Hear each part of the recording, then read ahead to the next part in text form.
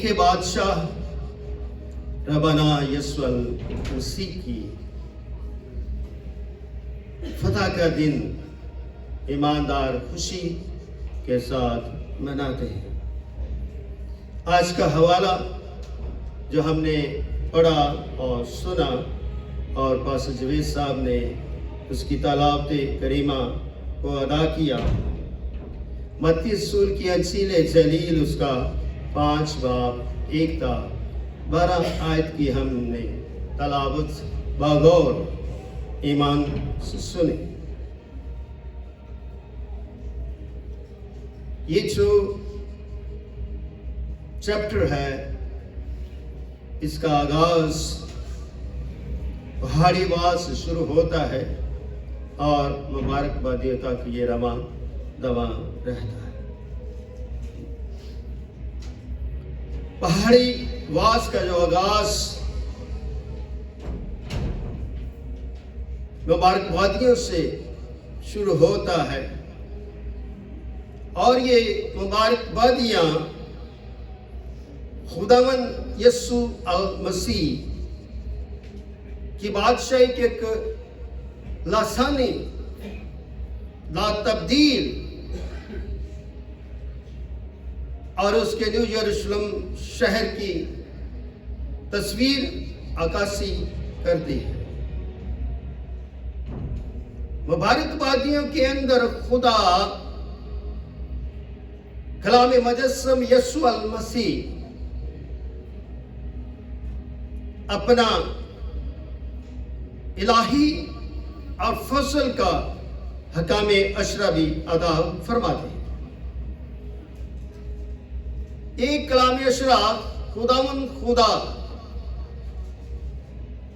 نے اپنے بندہ موسیٰ کی معرفت ہم تک پہنچایا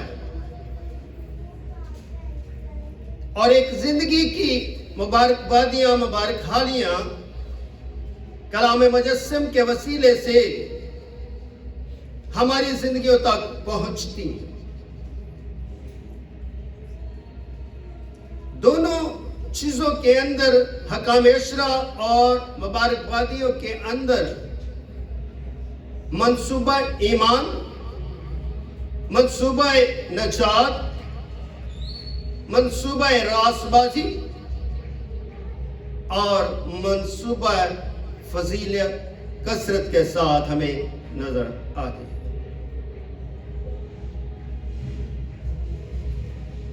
خداوند یسوع المسیح جو ہے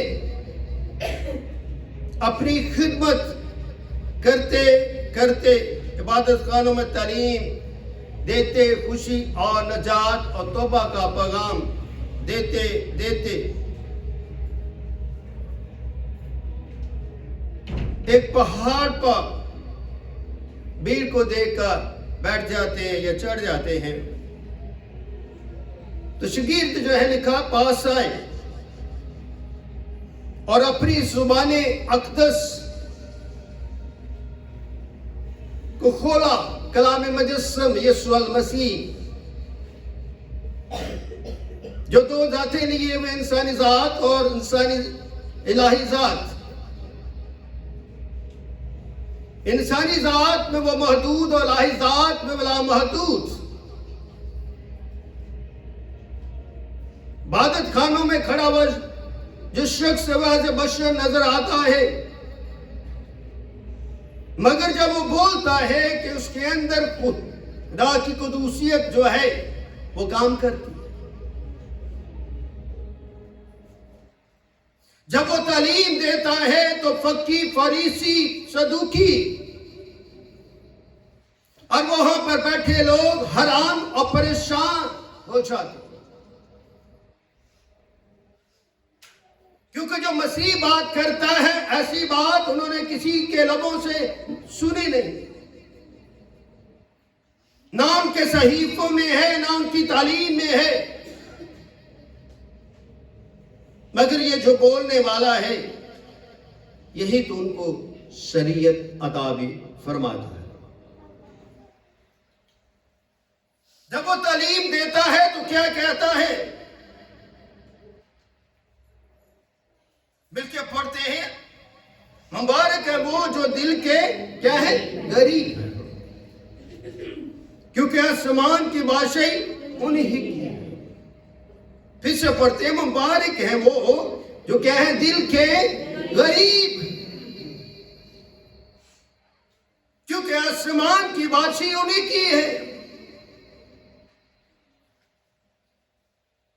کلام مجسم جب یہ بات کر رہا ہوگا تو سننے والی زندگیاں دھنگ رہ گئی ہوں گی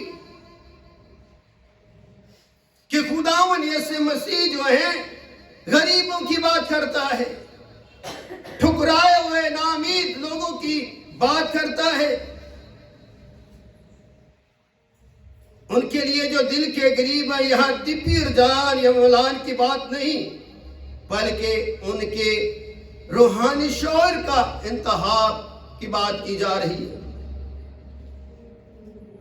دل اور بدن جو ہے جتنی بھی محنت کر دے اتنا کم لگتا ہے، مگر ان کے اندر مائگی اور ناچاری کو مانتے اور خدا کی قدرت کا کامل بھروسہ رکھنے کی نبی ان کے کانوں تک پہنچا دی۔ یہاں پر وہ شخص جو دل کے غریب ہے، جو دل کے مسکین ہے، خدا ان کے وسیلے سے آسمان کی بادشاہی کی بات کرتے ہیں۔ اسی طرح خدا یسوع مسیح بچوں کے بارے میں بھی کہتے ہیں کہ بچوں کو میرے پاس آنے دو، ان کو منع نہ کرو، کیونکہ آسمان کی بادشاہی کیا ہے؟ یسوع کی۔ تو ہم سب کیا ہیں؟ چلڈرن آف گاڈ ہیں۔ ہم سب جو یہاں پر بیٹھے ہیں، ہماری اندر ایک کیا ہے؟ تڑپ ہے خدا کے کلام کی اور خدا کے ایمان کی اور خدا کی باتوں کی، خدا کی تعلیم کی، تاکہ ہم خدا کو جانتے رہیں۔ مبارک بادیاں اس لیے دی گئی کہ ہم خدا کو جانتے رہیں اور خداوند میں پابند رہیں اور خدا کی بادشاہی اور خدا کی راست بازی کے کاموں میں مصروف رہیں۔ اگر ہماری زندگیوں میں ریاضت نہیں ہے، ہماری زندگیوں میں اصول نہیں ہے، ہماری زندگیوں میں پلان نہیں ہے، اور ہم بغیر قوانین سے اپنی زندگیاں بسر کرتے ہیں، تو پھر ہم مبارک بادیوں کو اور حکموں کو جھٹلا دیتے ہیں۔ خدا جانتا ہے کہ ہم کتنی اساس زندگی بسر کر رہے ہیں، مگر خدا یہ بھی جانتا ہے کہ میں نے انہی غریب، مسکین اور حاجت مند لوگوں کے وسیلے سے میں نے آسمان کو کھولنا ہے، زمین کو برکت دینی ہے، اور میں نے انہیں اپنے تخت پر لکھا چاہا۔ اگر کلام مجسم یسوع المسیح ماں زمین کی بات کرتے تو بادشاہی کے بارے میں کون کہتا؟ بادشاہی کے دیدار کے بارے میں ان کو کون سکھاتا؟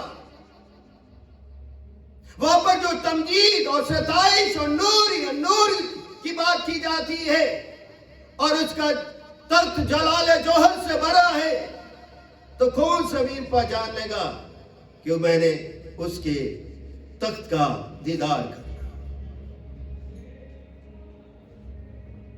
کیونکہ آسمان کی بادشاہت میں نہ ہماری ماں، نہ ہمارا بھائی، نہ ہمارا بہن، نہ ہمارا کوئی اور کفالت نہیں کرے گا، بلکہ آسمانی بادشاہت میں میری کفالت میرے خدا کے ہاتھ میں ہو۔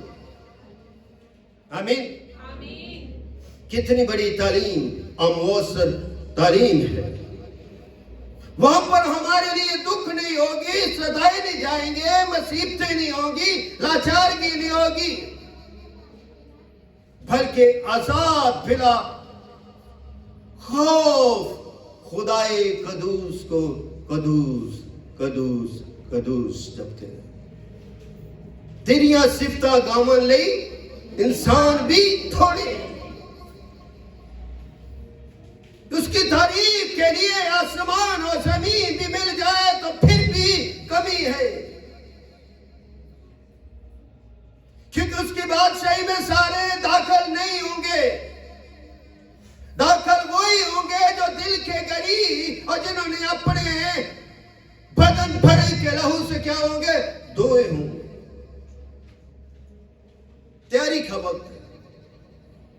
خدا کو جاننے کا وقت ہے، خدا کو پہچان کا وقت ہے کہ خدا کے مثالی بھپر کا نیو یروشلم کا دیدار کا۔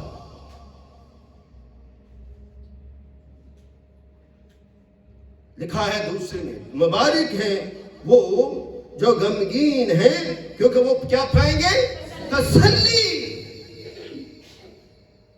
تو انسان تو رہتا ہی غمگین ہے، اداس ہے، تکلیفیں مصیبتیں اسے کمزور کرتی رہتی ہیں، غمگینی میں وہ کہراتا رہتا ہے۔ مگر خدا یہ پیغام دیتا ہے، یہ اصول دیتا ہے، جو غمگین ہے وہ مبارک ہے، جو اداس ہے وہ مبارک ہے، جو دکھ میں ہے وہ مبارک ہے۔ اس سے بڑھ کے کیا کہ وہ تسلی پائیں، انسانوں سے نہیں، دنیا کے بادشاہوں سے نہیں، دنیا کے فقی فریسوں صدوقیوں سے نہیں، جو ہر وقت کچھ نہ کچھ ڈھونڈنے کی اور سوالات کرنے کی بچھاڑ میں رہتے ہیں، بلکہ وہ جو مسیح میں دکھ اٹھائیں گے، جو مسیح میں ستائے جائیں گے، جو مسیح میں جن پر لان تان ہوگی۔ ہماری زندگی میں ہم تسلی کے منتظر رہتے ہیں، مگر تسلی ہمیں ملتی نہیں ہے، کیونکہ ہم خود ساختہ تسلی پانا چاہتے ہیں۔ ہم اپنی قوت اور طاقت پر تسلی پا کر آگے بڑھنا چاہتے ہیں، مگر خدا کے اصولوں کے خلاف چل کے تسلی پانا چاہتے ہیں۔ مگر ہم دکھ سہنے ہیں تو اپنا عمل و سمجھ، یعنی اپنی خدمت، اپنی رغبت اپنے خدا پر بھی مرکوز رکھیں۔ دنیا میں ہمارے لیے گناہ، تکلیفیں، اذیتیں بہت ہیں، مگر خدا نے روح تو دیا ہے تاکہ میں دکھوں کو برداشت کر سکوں۔ جب تک ہمارے اندر برداشت نہیں ہے، قبولیت نہیں ہے، تب تک ہم دکھوں کو اٹھا کر چل نہیں سکتے۔ ہم گناہ کے دکھوں میں جکڑے جاتے ہیں اور اس میں مبتلا رہتے، چلا نہیں جاتا۔ مگر دکھوں کو دور کرنے کے لیے اتنے آئے، بہتوں کو بھیجا گیا، مگر دکھ دور کرنے کا اختیار ان کے پاس نہیں تھا۔ مگر جو یہ آیا ہے، جو کلمہ ہے، جو مجسم ہوا ہے، جس نے انسانیت کو لیا ہے، جس کا میں ایسا جلال دیکھا جیسے باپ کے آنکھوں دیکھا، وہ کہتا مبارک وہ جو غمگین ہے وہ کیا پائیں گے؟ یہ بات کوئی عام نبی نہیں کر رہا، بلکہ خداوندوں کا خدا کر رہا ہے۔ دنیا کے دکھوں کو اٹھانے کی قوت حاصل کرے، کیونکہ اس نے تمہیں قوت دی ہے۔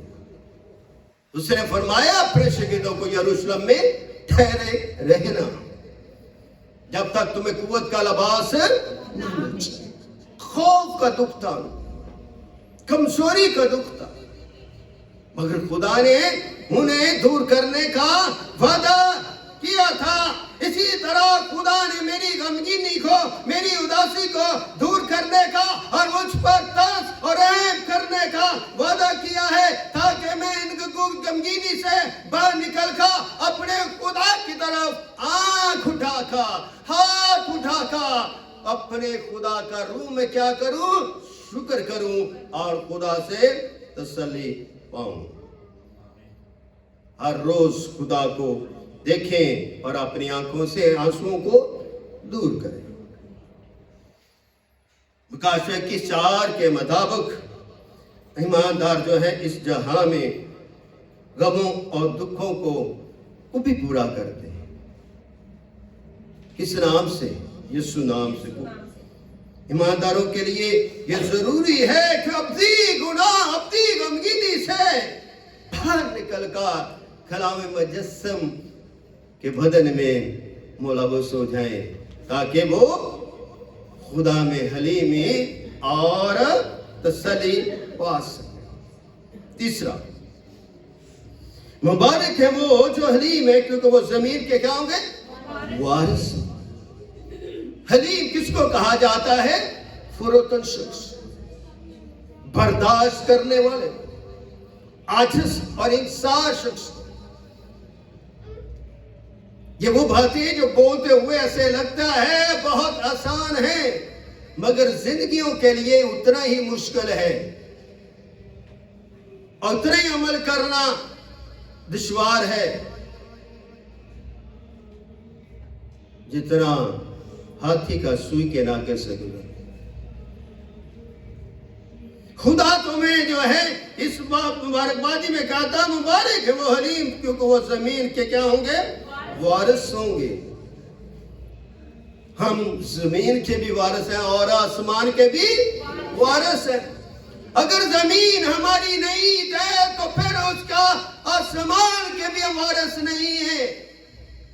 اگر ہم زمین پر کچھ نہیں کر سکتے تو اس کی بادشاہی میں کیسے داخل ہوں گے؟ To do something in earth to get the special reward in Jerusalem. اس لیے ہم طبی طور پر کمزور مفلوس مجاز کے حامل ہیں، جذباتی بھی ہیں، زبان ترش بھی ہیں، روح کے تابع بھی ہیں، پھر بھی گناہ کرتے ہیں، مگر خدا کا منصوبہ بھی ہے، اور وہ منصوبہ کیا ہے؟ فضل کا، رحم کا، ترس کھانے کا، تاکہ ہم خداوند میں کیا ہوں؟ مبارک ہوں۔ جب تک ہم خدا میں مبارک نہیں ہوتے تب تک ہم زمین کے وارث بھی نہیں۔ خدا نے زمین کے وارث کے لیے شاگردوں کو کیا حکم دیا کہ پس تم جاؤ غیر قوموں کو کیا بناؤ؟ شاگرد بناؤ، اور ان کو خدا باپ بیٹے اور روح القدس کے نام سے کیا دو؟ بپتسمہ دو، تعلیم دو، میں آخرتا تمہارے ساتھ ہوں۔ جب خدا ہم زمین پر ہمارے ساتھ ہے تو یہ زمین اس کے پاؤں کی چوکی ہے، جب یہ زمین بھی اس کے کنٹرول میں ہے تو یہ میرے خدا کلام مجسم کی میراث ہے اور ایمانداروں کی بھی یہ میراث ہے، اس لیے میں مبارک بعد نتیجہ رہا ہوں۔ نتیجہ حلیم کا مطلب ہے اپنے آپ کو ناچیز ناخاکسار مان لینا، سمجھ لینا۔ حلیم شخص ہمیشہ کیا کہتا؟ گھمنڈی نہیں ہوتا، غرور نہیں ہوتا، وہ اپنی زندگی کا خود ساختہ دفاع نہیں کرتا بلکہ وہ اپنا دفاع اپنے خدا پر چھوڑ دیتا ہے۔ وہ کسی ناحق کے خلاف گواہی بھی نہیں دیتا، چاہے اسے نقصان ہی اٹھانا پڑے۔ مل کر اپنے مجاز کو ہم بہتر کرنے کی کوشش کریں تاکہ وقت بوقت جو ذمہ داری خدا نے مجھے سونپی ہے تاکہ میں حلیم بن کا زمین کی میراث حاصل کروں۔ کلام میں لکھا نا، اولاد خدا کی طرف سے میراث ہے اور پیٹ کا پھل خدا کی طرف سے کیا ہے؟ اجر۔ نہ ختم ہونے والا سلسلہ ہے میراث، نہ ختم ہونے والا سلسلہ ہے۔ جب یہ وقت یہ گھڑی خدا نے مجھے اپنی میراث کے لیے اپنی وراثت کے لیے دی ہے تو میرے لیے ضروری ہے کہ یسوع بادشاہ کی زمین پر میں گواہی دیتا رہوں اور یسوع کے لیے شاگرد بن کر شاگردوں کو تعلیم دیتا رہوں۔ آمین۔ چوتھی بات، مبارک ہے وہ جو راست بازی کے کیا ہیں؟ بھوکے اور پیاسے ہیں، کیونکہ کب وہ ہوں گے؟ آسودہ ہوں گے۔ کھلی بات، وہ مبارک ہے جو راست بازی کے بھوکے پیاسے۔ بدن کو بھوک بھی لگتی ہے، پیاس بھی لگتی ہے، مگر بدن روٹی اور پانی سے ہوتا بدن تب ہی راست باز ہوگا جب وہ اپنے بدن کو اپنے یسوع کے بدن کے سے نکلے ہوئے خون میں رنگ لیتا ہے اور بڑے کی ضیافت میں شریک ہو جاتا ہے تو پھر وہ مبارک ہو جاتا ہے، پھر وہ خدا کا راست باز ہو جاتا ہے، پھر وہ خدا میں آسودہ بھی ہوتا ہے۔ دنیا کی آسودگی نہیں، دنیا کی زندگیوں میں نہیں، بلکہ ایمان اور دینداری کی فکروں میں رہے اور اپنے اپنے گناہوں سے توبہ کر کے راست بازی کے تقاضوں کو کیا کریں، ہم پورا کرتے ہیں۔ یہ وقت ہے، یہ گھڑی ہے کہ خدا میں ہم سوچیں، کیا ہم نے راست باز بننا ہے، چاہے شریر بننا ہے، عاجز بننا ہے یا گھمنڈی بننا ہے، ہم نے ایماندار بننا ہے یا دروغ بننا ہے؟ ہمیں ایماندار بننا ہے، حلیم بننا ہے، تاکہ میں خدا کے کلام کو قبول کر کے دل میں رکھ کے زندگی میں رکھ کے پاک روح میں ہو کر خدا کی راست بازی کے کاموں کو پورا کرتا چلوں۔ یہ وقت ہے، یہ گھڑی ہے خدا نے مجھے دیا ہے کہ ہم اس کی راست بازی کو کیا کریں، پورا کریں۔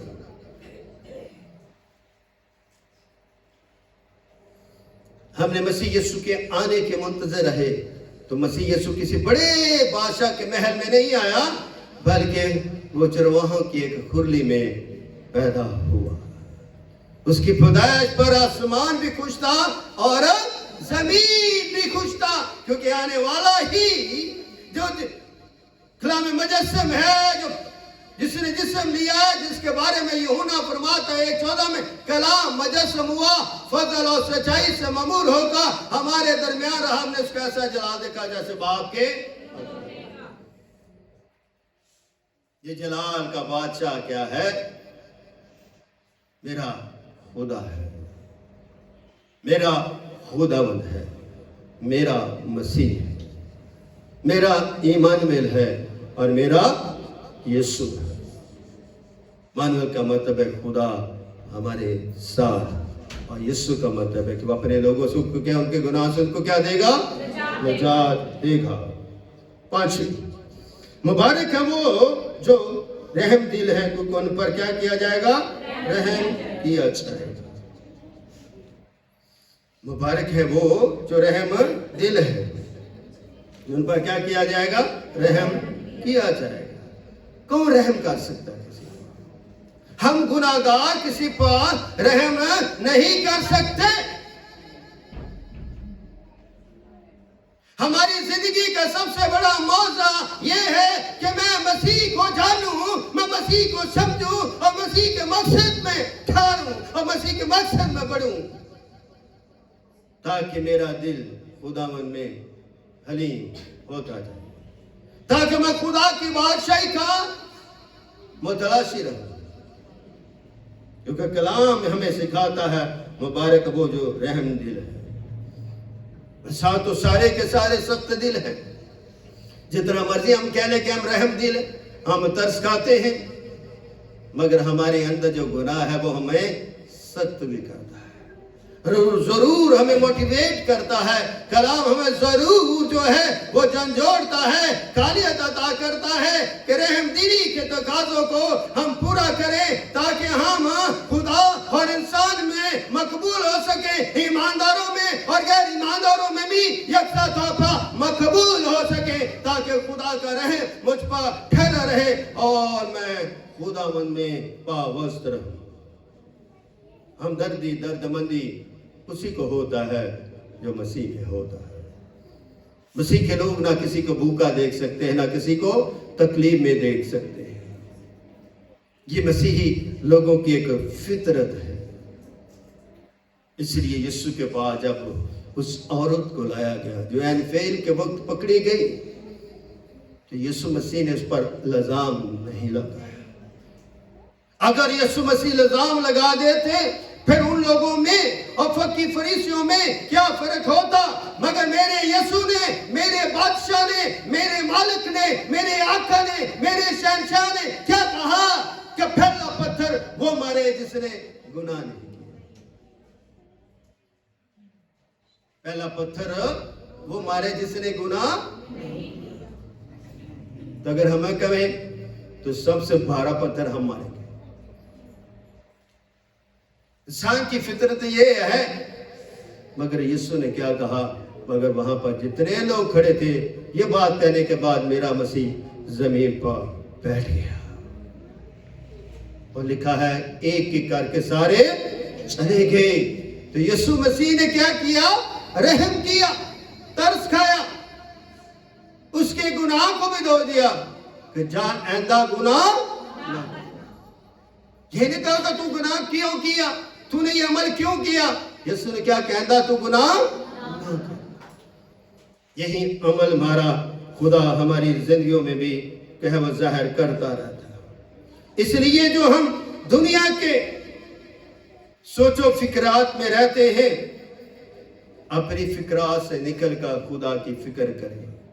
گناہ ضرور ہمیں کمزور کرتا ہے، مگر یسوع مجھے حق بھی دیتا ہے کہ میں قوت بھی پاؤں، ایمان بھی حاصل کروں، حکمت بھی حاصل کروں، تعلیم بھی پاؤں۔ مثال 3 میں کیا لکھا، میرے بیٹے میری تعلیم کو فراموش، تیرا دل میرے حکموں میں کیا رہے، مسرور ہے، جس سے تو عمر کے درازی اور سلامتی اور پیری حاصل کرے۔ ہاللیلویہ۔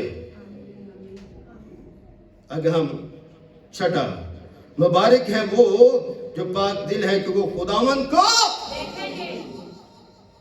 اب یہاں پر ایک بہت بڑا سوال آ گیا، مبارک ہے وہ جو پاک دل ہے۔ ہم میں سے کون کہے گا میں پاک دل ہوں؟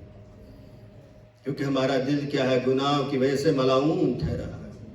ہمارا بدن تو ناپاک ہے، ہم ناپاک چیز خدا کے حضور عبادت نہیں کر سکتی۔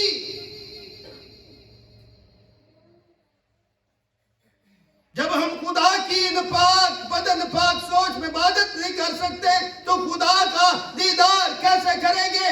مگر مجھ پر اپا پوری انسانی اپا اس کے بیٹے یسوع مسیح کے وسیلے سے یہ فضل ہوا، اس گناہگار بدن میں بھی ہم خدا کی عبادت بھی کرتے ہیں، خدا کا شکر بھی کرتے ہیں، خدا کا دیدار بھی کرتے ہیں، اس کا مذہب بھی حاصل کرتے ہیں، اور اس کے کلام سے بھرتے جاتے ہیں تاکہ ہم خدا کا دیکھ سکیں۔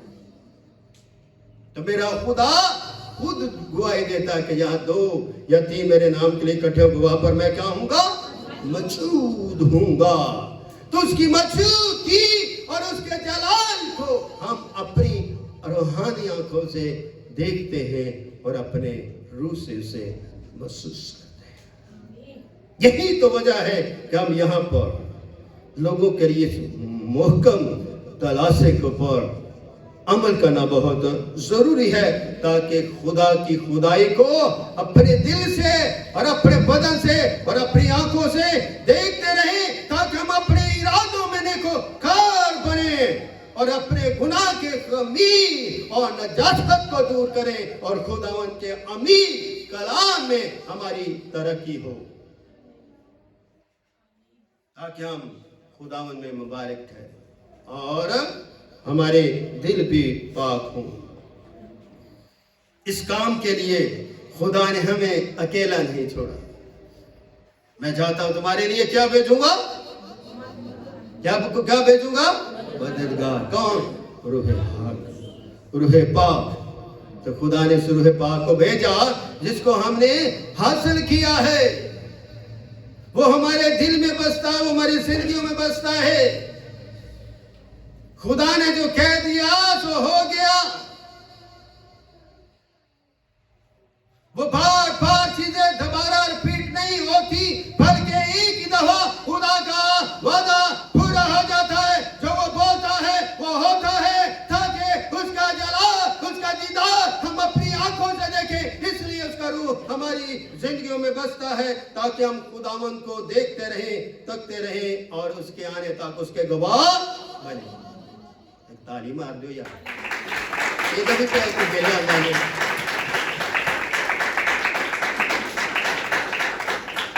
आमीन, शुक्रिया। क्योंकि इसलिए ताली मरवाई और भूख लगे मिठाई ज़्यादा खाए। आगे लिखा है साथ में, बोर तो नहीं हो रहे?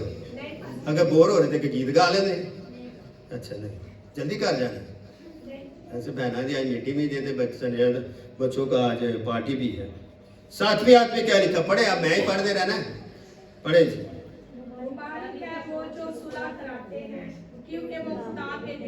आमीन, मुबारक है वो जो सुलह कहलाते हैं। वो खुदा के क्या कहलाएंगे? बेटे कहलाएंगे। इस खुदा की खुशखबरी के लिए हमें शुक्र करना चाहिए, खुशी करनी चाहिए, शाबाशी का इज़हार करना चाहिए और होठों की करबानी देते रहना चाहिए। खुदावंद को थकते रहना चाहिए, खुदा को सजदे करते रहना चाहिए, ताकि हम खुदा के बेटे बेटियां कहलाएं। आमीन। मेरे लिए तो बड़ी ये खुशी की मुबारकबादी है। आज के दो में सुलह कौन कराता? कोई नहीं कराता। एक बात कर दो तो फिर वो चलती जाती चलती जाती चलती जाती चलती जाती, फिर उसमें इतनी आग डाली जाती है कि वो इतना बड़ा भांबर बन जाता है, इतनी बड़ी आग बन जाती है, फिर उसमें हर कोई जलता ही रहता है। हम सुलह के पैरोकार नहीं, हम क्या है? बदी के पैरोकार। मगर खुदा हमें ये पैगाम देता है, मुबारक है वो जो सुलह कराते हैं, क्योंकि वो खुदा के क्या कहेंगे? बेटे कहलाएंगे। आमीन। बहुत सारे लोगों के अंदर बड़ी ये खूबी भी होती है, कोई ना कोई बुजुर्ग, कोई ना कोई बड़ा, कोई बड़ी बहन, भाई, खादम या कोई और जाता है और खानदानों में भी सुलह कहलाता है। ईमानदार आज भी जमीन में इस किरदार को क्या करते हैं? अंजाम देते हैं। इसलिए मुबारकबादी का ऐलान होता है कि वो खुदा के बेटे कहलाएंगे। गौर करें और खुदावन के लोगों इस बात को समझें कि खुदा सुलह का खुदा है। हमें अपनी सोचों में अमन और सुलह और मोहब्बत के दिए जलाकर रखने चाहिए, ताकि हम अपने रवैयों की खुद साख्ता क्या कर सकें? इस्लाह कर सकें। लड़ाइयों से, झगड़े को हम देखते देखते क्या हो जाते हैं? तंग पड़ जाते हैं, स्ट्रेस में चले जाते हैं और रूहानी हमारा जज्बा जुनून भी उसमें भी कमी आती है। मेरे अज़ीज़ बहनों, खिदमत बहुत मुश्किल काम, हकीकत है। खिदमत जो है आपको मुख्तलिफ तरीकों से, परेशानियों से का सामना करना पड़ता है, मगर फिर भी तो करनी है। अगर आपको खुदा ने खादा बना लिया तो खिदमत करनी है। खादम की उम्मीद और भरोसा किस पर होता? खुदा और उसकी कलीसिया पर होता है। कलीसिया तभी ही मजबूत होती है जब उसके सारे लोग फिक्र करने वाले हों, सारे लोग सदाकार हों, सुलह कराने वाले हों, सारे के सारे बेटे और बेटियां हों, गम शिद्दत से वो बाहर निकलें और बर्दाश्त करें। इसलिए ये बहुत प्यारी बात है, मुबारक है वो जो सुलह कराते हैं, क्योंकि खुदा के बेटे कहलाएंगे। आखिरी बात, लंबाई वैसे हो जाए, मैं थे कह रहे, आखिरी मुबारकबादी 8वीं, मुबारक है वो जो रासबाजी के सबब से क्या किए जाते हैं? सताए गए हैं, क्योंकि आसमान की बादशाही उन्हीं की है। आमीन। मुबारक है जो किसके वसीले से? मसीह यीशु क्यों सताया गया? मसीह यीशु पर क्यों सियासत हुई? यीशु मसीह पर क्यों थूका गया? मसीह यीशु पर क्यों कोड़े मारे गए? आखिर वो तो रासबाजी के क्या कर रहा है? तकाजे पूरे कर रहा है। वो कहता कौन है जो मुझ पर गुनाह साबित कर सकता है? जब उसके अंदर गुनाह ही नहीं तो ये रासबाज और कामल खुदा और कामल इंसान है। इसलिए मेरे अजीज बहनों, रासबाजी के सबब से सताया जाना ऐसे लगता है जैसे हमारी जान चलेगी, हम टूट गए, हम बर्बाद हो गए। लेकिन अगर हम मसीह यीशु में सताए जाते हैं, मसीह यीशु में हमें ठोकर लगती है, अज़ियत पहुंचती है, तो मेरे लिए क्या है? फख्र है। क्योंकि इसी वसीले से मैंने रासबाजी के काम क्या करने हैं? पूरे करने हैं। सियासत पाकिस्तान के चर्च में नहीं, सियासत पूरे वर्ल्ड में है। जब मैं कोरिया गया तो मैंने वहां पर भी चर्च चला, पता चला हमारे हेड ऑफिस का भी पिछले 15 साल से चर्च का केस लगा, वो भी बहुत परेशानी से गुजर रहे। कौन करते केस? चर्च के मेंबर, वहां की असिस्टेंट पास्टर थे, उन्होंने इस काम को किया। बहुत मुझे दुख भी हुआ कि एक ऐसा चर्च जो जज्बा मिशन रखता है, मसीह में आगे तारीफ फैलाना चाहता है, शगीर बनाना चाहता है, तो ऐसे लोगों के ऊपर भी क्या होती हैं? मुसीबतें आती हैं, वो सताए जाते हैं। कभी कभी हम अपने किरदार से सताए जाते हैं और कभी कभी हम अपने ईमान से भी सताए जाते हैं। दोनों की तकलीफ एक जैसी है, मगर मौजू सताए जाने का नहीं है। मौजू और सबब क्या है कि क्या हमने मसीह में रासबाज हैं कि नहीं। अगर नहीं है तो मसीह में रासबाजी की तरफ बढ़े और इन मुबारकबादियों के हवाले से तल्लक से अपने अंदर वफादारी का बीज बोए, ताकि वो अपनी जिंदगी में क्या हो? वो बीज मरे और वो बीज का पौधा भरे और उस पर फल लगे और बहुत सारे लोग उससे क्या हो? सेर और हसूदा। यीशु मसीह इस दुनिया में आया ताकि शैतान के इरादों को वो क्या करें? दोस्तों, नाबूद करें। खुदा ने कहा था तो गुनाह ना करना, इस दरख्त के फल को ना खाना, तो मगर शैतान ने खाया और हवा ने भी खाया और वो खुदा की पकीज़गी से महरूम हो गए। खुदा चाहता तो उन्हें भस्म कर सकता था, जला सकता, उस गुनाह को वही खत्म कर देता। फिर कहना था कि खुदा क्या कर देता है? कत्ल करता है। मगर खुदा रहम करने वाला, खुदा तरस खाने वाला, इसलिए ये काम उसने नहीं किया। इसलिए हमें खुदा की मुबारकबादियों से जो सीखा है, समझा है, जाना है, उससे हम खुदा बाप बैठे और उस कुदस के वसीले से रासबाजी के तकाज़ों को पूरा करते जाएं, ताकि हमारी जिंदगियां मसीह और ईमान और रासबाजी के कलीदी किरदार में क्या हो? सरबुलंद हो। खुदावंद आज आपको बड़ी बरकत दे। सब कहें आमीन।